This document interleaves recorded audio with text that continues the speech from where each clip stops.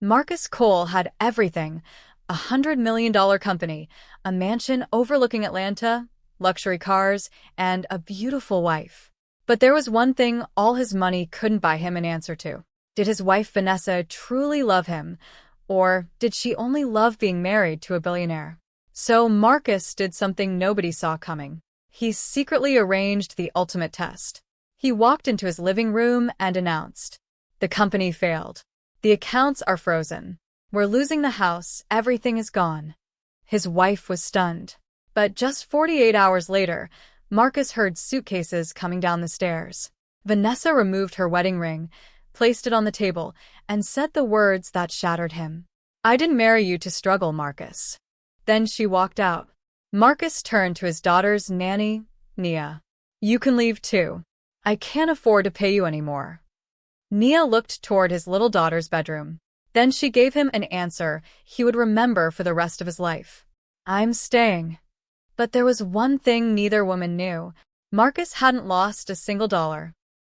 At 6 o'clock on a rainy Monday morning, Marcus Cole, one of the wealthiest black businessmen in Atlanta, sat alone in his enormous kitchen. The marble counters shined. A black Rolls-Royce rested in the garage. And upstairs, his beautiful wife, Vanessa, was still sleeping beneath silk sheets. Marcus had everything a man could dream of. A technology company worth hundreds of millions. A mansion overlooking the city. Private vacations. Designer suits. And a wife who told everyone she had married the perfect man. But Marcus had one question he could never answer. Did Vanessa love him? Or did she love the life his money gave her? For months, the thought had followed him everywhere. Whenever he bought Vanessa something expensive, she kissed him. Whenever he talked about business problems, she changed the subject. And whenever Marcus mentioned what life had been like before the money, Vanessa would laugh. "Baby, why think about being broke when we never have to be broke again?" One person in the house was different. Nia Brooks. Nia was the nanny Marcus had hired 3 years earlier to care for his 8-year-old daughter, Amara, from his first marriage. Nia was a quiet, hard-working black woman in her early 30s. She didn't wear designer clothes. She didn't care about expensive restaurants. And unlike almost everyone else around Marcus, she never treated him like a billionaire. One evening Marcus came home early. He stopped outside Amara's bedroom when he heard laughter. Nia and Amara were sitting on the floor building a cardboard castle. Not an expensive toy. Not something ordered online. Just an old delivery box covered in crayons, glitter, and stickers. "Princess Amara needs another tower," Nia said. Amara laughed. Marcus smiled from the doorway. Then Vanessa walked past. She looked inside and frowned. "Marcus, you can literally buy her a real playhouse." Nia became quiet. But Marcus stared at that cardboard castle. For some reason, it looked more valuable than half the things inside his mansion. That night, Marcus made a decision. A dangerous one. He was going to find out who truly cared about him. The next morning, Marcus called his lawyer and closest friend, David. "I need everyone to believe I've lost everything." David nearly dropped his coffee. "Marcus, that's insane." "Maybe. You could destroy your marriage." Marcus looked through the window toward Vanessa beside the swimming pool. "If money is the only thing holding my marriage together, then it's already destroyed." With David's help, Marcus created the illusion of financial disaster. The company was supposedly collapsing. His accounts were supposedly frozen. The mansion would have to be sold. The cars would go. Everything. 3 days later, Marcus gathered Vanessa and Nia in the living room. His face was serious. "I need to tell you both something." Vanessa slowly lowered her phone. Marcus swallowed. "The company failed." Silence. Vanessa stared at him. "What do you mean failed?" "We lost the investors. The banks are coming after the assets." Her face changed. "The house." Marcus nodded. "The house too." Vanessa stood up. "What about our accounts?" "Most of the money is gone." Nia didn't say anything. Vanessa did. "You told me we were secure." "I thought we were." "You thought?" Vanessa grabbed her handbag.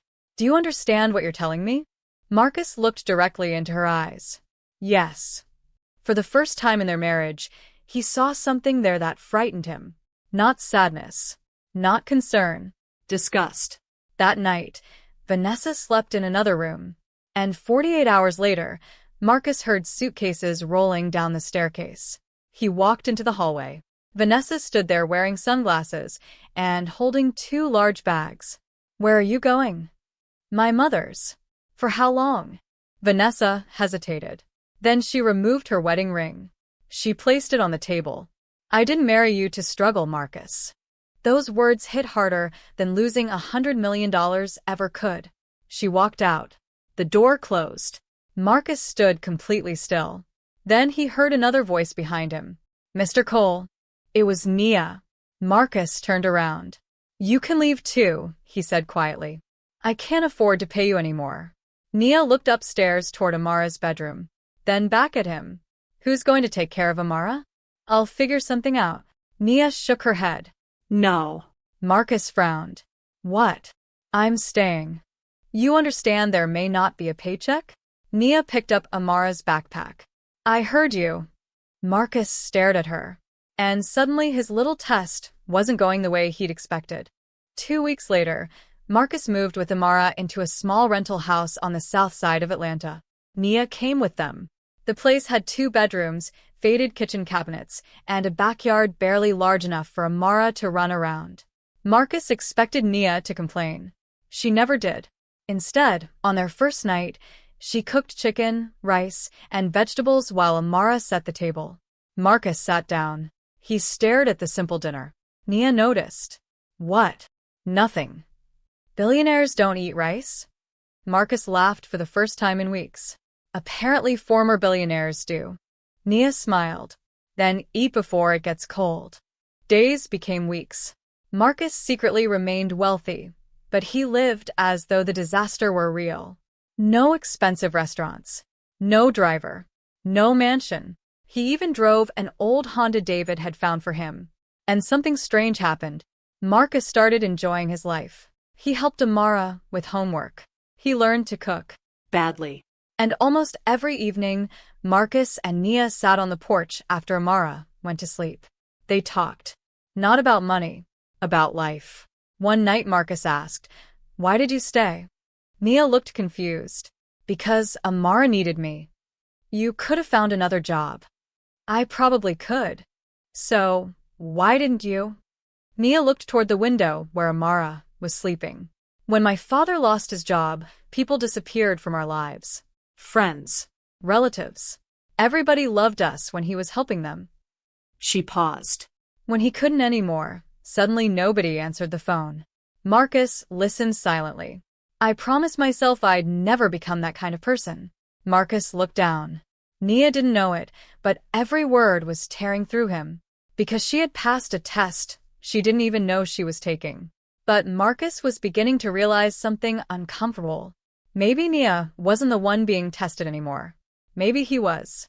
Then, one afternoon, Vanessa returned. A luxury SUV stopped outside the little house. Vanessa stepped out wearing an expensive dress and heels. Marcus opened the door. "What are you doing here?" "I heard something." His stomach tightened. "Heard what?" "That your company might recover." Marcus said nothing. Vanessa smiled. "I knew you'd fix everything." She stepped closer and touched his chest.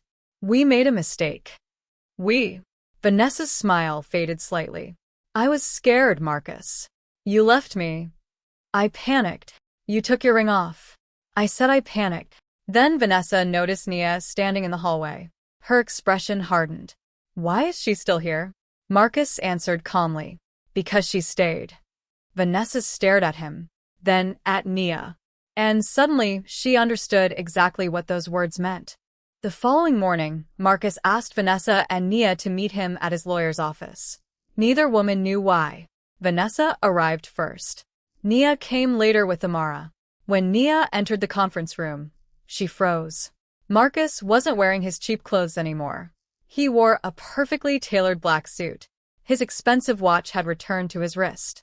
Behind him stood David, smiling. Vanessa looked confused. Nia looked even more confused. Marcus stood. "There was never a bankruptcy." Silence. Vanessa's mouth fell open. "What?" The company never failed. Marcus looked at both women. My accounts were never frozen. The mansion wasn't repossessed. I never lost my money. Vanessa's face turned red. You lied to me? Yes. You tested me? Marcus nodded. Vanessa stood up angrily. How could you humiliate me like this? Marcus looked at her calmly. I wanted to know whether my wife would still choose me if I had nothing. Vanessa pointed toward Nia. And I suppose she passed? Marcus looked at Nia. Nia wasn't smiling. She looked hurt. You tested me too? She asked. Marcus shook his head. No. You weren't part of the plan. Nia stared at him. I stayed because I thought your daughter needed someone. I know. And you let me work for weeks thinking you couldn't pay me? Marcus lowered his eyes. That question hurt because she was right. I did. And I'm sorry. For once, Marcus Cole, the man who could negotiate $100 million deals without blinking, had no clever answer. Nia picked up her bag. I need some time. Then she walked out. Marcus didn't stop her, because that was the moment he finally understood. Money could expose people's character, but having money didn't give him the right to play with their trust. Marcus divorced Vanessa. He didn't celebrate it. He simply accepted that their marriage had been built on something that disappeared the moment the lifestyle did. But Nia? Marcus did something different. He apologized. No gifts. No giant check. No expensive car. Just an apology. Weeks later, Nia agreed to return. Not as a nanny. Marcus helped her pursue something she'd quietly dreamed about for years, opening a learning center for children from struggling families. But he didn't hand it to her. Nia created the plan. She built the program. She became its director. Marcus simply became one of its investors. And over time, their friendship grew into something deeper. Slowly. Naturally. 2 years later, Marcus stood inside that same small rental house. He had secretly rented it again for one evening. The cardboard castle Amara and Nia had once made sat recreated on the table. Nia laughed when she saw it. You remembered? Marcus smiled. It taught me something. What? Marcus took her hand. I spent my whole life believing expensive things were valuable. He looked at the cardboard castle. Then I nearly lost the most valuable people in my life because I couldn't tell the difference between price and worth. Nia's eyes filled with tears. Marcus reached into his pocket. But before he could kneel, Nia laughed. Marcus Cole, if that's a ring, you better understand something. He froze. What? If you ever fake another bankruptcy. Marcus laughed. I won't. I'm serious. So am I. Then Marcus got down on one knee. This time, he wasn't asking someone to marry a billionaire. He was asking her to marry Marcus. And Nia said yes. Years later, when people asked Marcus how he knew Nia truly loved him, he never mentioned the test. He simply told them, when everyone thought my pockets were empty, she was the one person who never treated my heart like it was worthless. Because sometimes losing everything reveals who people really are, but sometimes pretending to lose everything reveals who you have become. And Marcus learned that being rich could buy him a mansion, cars, and almost anything else he wanted. But loyalty, compassion, love, those things had never been for sale.